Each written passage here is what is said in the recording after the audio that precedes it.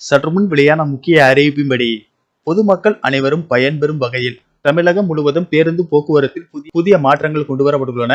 இதை பத்தி விரிவாக வீடியோல பார்க்க போறோம். வீடியோவை ஸ்கிப் பண்ணாம பாருங்க. வீடியோக்குள்ள போறதுக்கு முன்னாடி இந்த வீடியோக்கு ஒரு லைக் பட்டனை பிரஸ் பண்ணிக்கோங்க. வாங்க வீடியோக்குள்ள போகலாம். பொதுமக்கள் அனைவரும் பயன்பெறும் வகையில் தமிழகம் முழுவதும் பேருந்து போக்குவரத்தில் புதிய மாற்றங்கள் கொண்டு வரப்பட்டுள்ளன.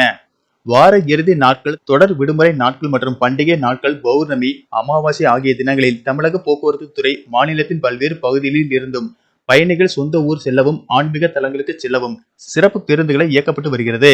இந்நிலையில் முகூர்த்தம் மற்றும் வார இறுதி நாட்களை முன்னிட்டு சிறப்பு பேருந்துகள் குறித்த அறிவிப்பு வெளியாகியுள்ளது.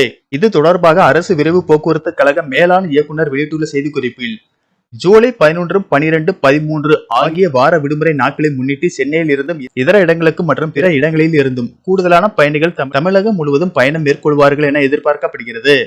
இதனை கருத்தில் கொண்டு தமிழ்நாடு அரசு போக்குவரத்து கழகங்கள் தினசரி இயக்கப்படும் பேருந்துகளுடன் கூடுதலாக சிறப்பு பேருந்துகளை இயக்க திட்டமிடப்பட்டுள்ளது. அதன்படி சென்னை கீழம்பாக்கத்தில் இருந்து திருவண்ணாமலை, திருச்சி, கும்பகோணம், மதுரை, திருநெல்வேலி, நாகர்கோயில், கன்னியாகுமரி, தூத்துக்குடி, கோயம்புத்தூர், சேலம், ஈரோடு, திருப்பூர் ஆகிய இடங்களுக்கு ஜூலை 11ஆம் தேதி அன்று 360 பேருந்துகளும், ஜூலை 12ஆம் தேதி 415 பேருந்துகளும் இயக்க திட்டமிடப்பட்டுள்ளது.